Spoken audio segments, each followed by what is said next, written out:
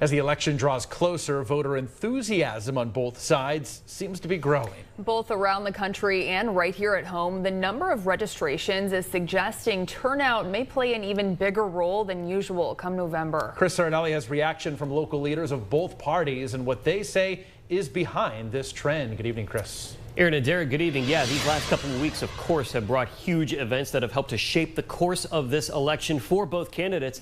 Local party leaders seem to think that that excitement can sustain itself for another 3 months. The political events of the last couple of weeks have been a lot to process, but no matter your party or candidate, it's all brought the race into sharper focus for new voters. Vote.org is a U.S.-based nonpartisan nonprofit that provides online voter guides for every state. Its data show a nearly 700% increase in daily new voter registrations in the 48 hours after President Biden dropped out. That works out to more than 38,000.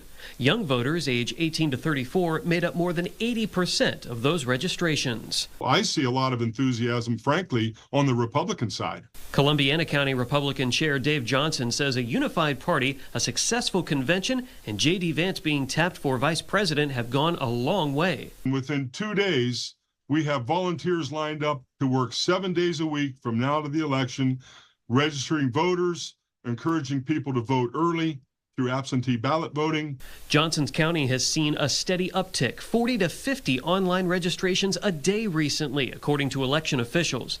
In Mercer County, a significant uptick in online registration. The Board of Elections director there chalks that up to President Biden leaving the race.